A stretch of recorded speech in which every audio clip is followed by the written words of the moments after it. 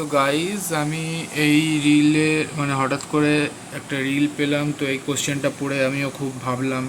তো অ্যান্সারটা পেয়ে যাওয়াতে আমি নিজেও ভাবলাম যে একবার সবাইকে বলে দিই অ্যান্সারটা কী হবে। সো প্রথমে রিলটা দেখে নিই। वगैरह देखिए आप सॉल्व कर पाते हैं। आपके पास 5 कैप्स हैं जिनमें से 3 काले कलर की हैं और 2 व्हाइट कलर की।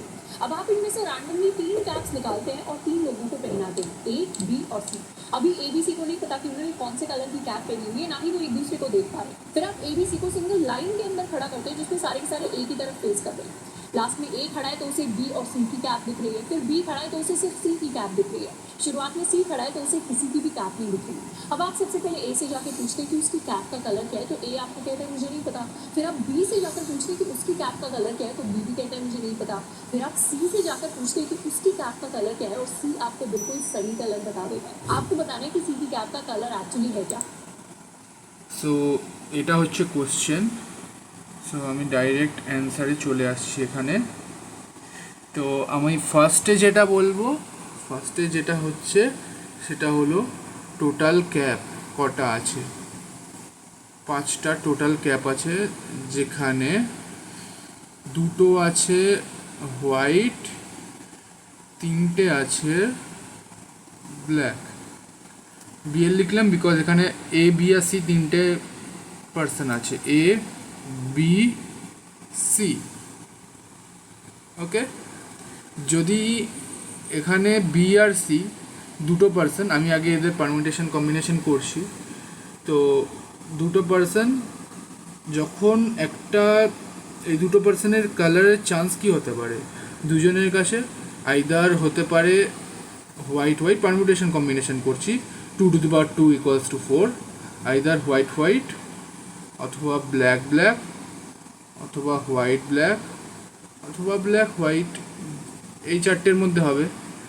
সো এখানে আমাদের কাছে দুটো হোয়াইট আছে, এ জানে দুটো হোয়াইট আছে। যদি দুটো হোয়াইট হয় তাহলে এ বলে দেবে যে ওর কাছে ব্ল্যাক আছে, এটা যদি হয় তাহলে ওর কাছে ব্ল্যাক আছে।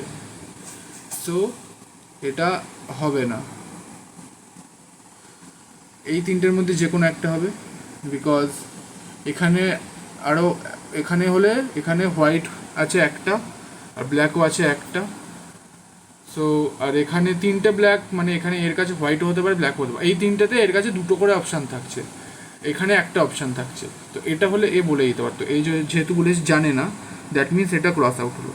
এবারে আসছে বি এর কাছে। বি যখন বলছে যে ওর কাছে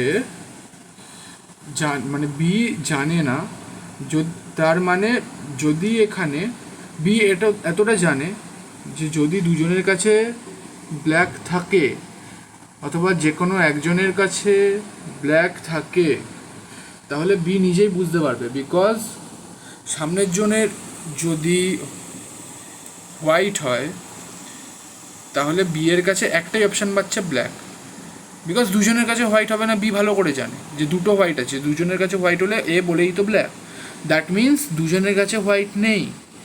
সো আইদার বি এর কাছে ব্ল্যাক আছে বা হোয়াইট আছে, আর সি এর কাছে হোয়াইট আছে বা ব্ল্যাক আছে। যদি সি এর কাছে শুধু হোয়াইট থাকে তাহলে বি বলবে কি যে আমার কাছে তো ব্ল্যাক আছে, বিকজ এ বলেছে জানে না। দ্যাট মিনস দুজনের কাছে তো হোয়াইট থাকবে না, আর হোয়াইটটা ওর কাছে আছে মানে আমার কাছে ব্ল্যাক আছে। তো সি এর কাছে তার মানে কি আছে, যেহেতু এ বি বলেছে যে ওর কাছে দুটো অপশান আছে, বি জানে না যে কোনটা হচ্ছে। সো তার মানে সি এর কাছে আছে ব্ল্যাক। যেহেতু ব্ল্যাক আছে তাই জন্যই বি বলতে পারিনি, বিকজ ব্ল্যাক যদি সি এর কাছে থাকে তাহলে এর কাছে দুটো অপশান পাচ্ছে, হোয়াইটও হতে পারে ব্ল্যাকও হতে পারে। যদি হোয়াইট হতো তাহলে বি বলতো ব্ল্যাক আছে, আর যদি দুজনের কাছে হোয়াইট হতো তাহলে এ বলে দিত ব্ল্যাক আছে। তো সি এর অ্যান্সার একটাই পড়ে থাকছে, সি এর কাছে আছে ব্ল্যাক কালারের হ্যাট। That's the answer.